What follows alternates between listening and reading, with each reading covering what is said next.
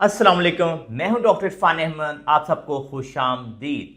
अगर आपकी उम्र 50 साल, 60 साल, 70 साल से ज़्यादा है और आप स्लिप होके गिर गए हैं और गिरने के बाद आपकी स्पाइन का फ्रैक्चर हो गया है, अब आपको ये बात समझ नहीं आ रही कि ऐसे स्पाइन फ्रैक्चर को कैसे डील करना चाहिए, इसका आर्थोपेडिक में क्या ट्रीटमेंट ऑप्शन है, क्या बगैर सर्जरी के ये मरीज ठीक हो सकता है, फ्रैक्चर के बाद ऐसे मरीज की क्या फिजियोथेरेपी होनी चाहिए, क्या रिहेबिलिटेशन होनी चाहिए, क्या वर्जिश होनी चाहिए, और आखिर में हम इस बात को भी डिस्कस करेंगे अगर स्पाइन फ्रैक्चर के बाद मरीज को हम जल्दी खड़ा नहीं करते, जल्दी चलाते नहीं है, तो उसके साथ हमें क्या कॉम्प्लिकेशन का सामना करना पड़ सकता है।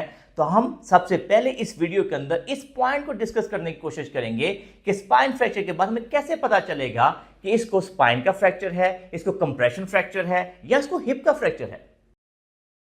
ये भी कि जब हमारी उम्र 50, 60 साल, 70 साल से ज़्यादा होती है तो जो सबसे कॉमन प्लेस गिरने की है वो बाथरूम है, वो वॉशरूम है।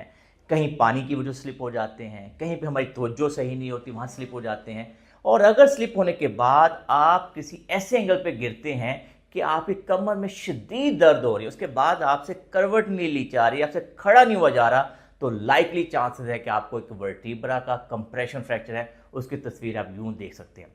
ये दिन में कि अगर आपका हिप का फ्रैक्चर होगा तो आपको यहाँ पे ग्रोइन में पेन होगी, लेकिन स्पाइन फ्रैक्चर के अंदर आपको लो बैक में शदीद दर्द होगी और आपसे उस दर्द को बर्दाश्त करना मुश्किल हो जाएगा, आपसे करवट लेना मुश्किल हो जाएगा। तो इस बात से हम इस समझ लेते हैं कि आपको स्पाइन का फ्रैक्चर है। अगर आपको कमर शदीद दर्द है तो फ़ौरन आपको हॉस्पिटल पहुंचना चाहिए, आपका एक्सरे होना चाहिए। एक सिंपल एक्सरे के ऊपर पता चल जाता है कि आपको वर्टिब्रा का कंप्रेशन फ्रैक्चर है। अब बताते हैं कि अगर आपका वर्टिब्रा का कंप्रेशन फ्रैक्चर हो गया है तो उसके बाद इसका आर्थोपेडिक में क्या ट्रीटमेंट ऑप्शन है।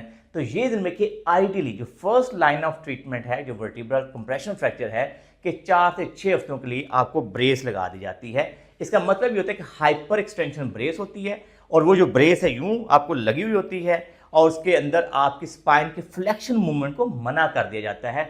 4 से 6 हफ्तों के बाद दोबारा एक्सरे करवाया जाता है। अगर लगता है कि आपकी हीलिंग हो रही है तो उसके बाद हम ब्रेस को डिस्कार्ड कर देते हैं, वरना 3 माह तक हम ब्रेस को लगे रहने देते हैं। ये दिन में कि अगर फर्स्ट में 6 हफ्ते हो गए हैं, 3 माह हो गए हैं, लेकिन ये लगता यही है कि अभी हीलिंग बेहतर नहीं हो रही, तो कई दफ़ा फिर आर्थोपेडिक सर्जन इसमें सर्जिकल ऑप्शन तरफ जाते हैं। इसमें 2 ऑप्शन नॉर्मली ट्राई किए जाते हैं। एक बेसिकली वर्टिब्रोप्लास्टी होता है, एक काइफोप्लास्टी होता है, जिसका मकसद ये होता है कि जो हमारा वर्टिब्रा कंप्रेस हुआ है उसके अंदर सीमर डाल के बेसिकली जो वर्टिब्रा है उसकी नॉर्मल पोजीशन को मेंटेन करने की कोशिश की जाती है। उसके अपने हैजर्ड्स हैं कि अगर फॉर सीमेंट लीक हो जाए, वर्टिब्रल कनाल में चला जाए, तो डर ये होता है कहीं नर्व को कंप्रेस ना कर ले।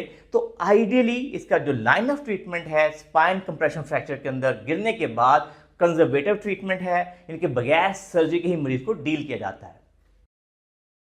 ये देखिए आपके स्पाइन का फ्रैक्चर हो चुका है तो सबसे इंपॉर्टेंट चीज होती है कि आपकी लेग की स्ट्रेंथ को, बाजू की स्ट्रेंथ को मेंटेन किया जाता है। जो हमने ब्रेस लगाई होती है नॉर्मली हम अपने पेशेंट इंकरेज करते हैं जब आप सीधा लेटे हुए हैं आप इस ब्रेस को उतार दें।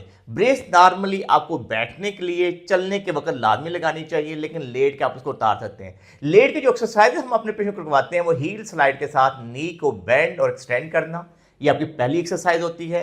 नंबर 2 अपने पाँव को गाहे गाहे हिलाते रहते हैं। नंबर 3 घुटने को नीचे प्रेस करते हैं, 5 तक काउंट कर लेते हैं, फिर दोनों टांगे हम बेंड कर लेते हैं और सिंपल लेग को आउटवर्ड इनवर्ड मूव करते हैं। मकसद ये है कि लेग के अंदर ब्लड फ्लो मेंटेन रहे, हमारी लेग की स्ट्रेंथ मेंटेन रहे।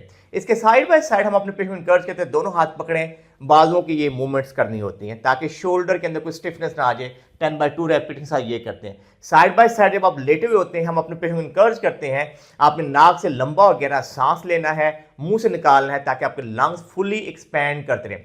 जब आपने ये दिन में करवट लेनी होती है तो उसके अंदर हम पेशेंट कहते हैं लॉग रोल मेथड यूज करें कि सिंपल फर्क एक टांग को बेंड करें, पेट को अंदर खींच लें और इस तरीके से आप टर्न लें। सबसे बड़ा मसला पेशेंट के अंदर टर्न लेने का होता है, तो आप इसी से टर्न ले सकते हैं। इसी में आप अपने फैमिली मेंबर से भी हेल्प ले सकते हैं कि जब आपको टर्न ले तो आप पूरे एक 1 पीस के अंदर लॉग रोल मेथड के थ्रू आपने टर्न लेनी होती है। खुद से टर्न लेनी हो तो आपने एक टांग को बेंड कर ले और फिर इस तरीके से पेट को अंदर खींच के टर्न ले ले ताकि जब आपकी बैक में दर्द होगी तो आपसे करवट लेना भी मुश्किल हो जाता है। तो ये बहुत सिंपल और सादा एक्सरसाइज होती हैं जो आपने 4 से 6 हफ्तों से लेकर 3 माह तक करनी होती हैं। इस दौरान आपने कोशिश यही करनी होती है कम से कम बैठें और कोशिश करें जितना आप हिम्मत करके चल सकते चलें और लेट के एक्सरसाइज करते रहें। 6 हफ्तों से लेकर 3 माह में ये नॉर्मली फुली रिकवरी हो जाती है और आप फुली नॉर्मल लाइफ में वापस भी आ जाते हैं।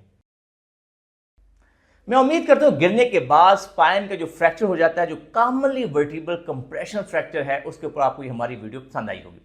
अगर फर्ज करें किसी का हिप का फ्रैक्चर हो गया गिरने के बाद, तो वो ये वीडियो देखें। इस वीडियो के अंदर हमने डिटेल में एक्सप्लेन किया है कि किस तरह से हिप फ्रैक्चर के बाद आपको रिहैबिलिटेशन करनी चाहिए, वर्जिशें करनी चाहिए।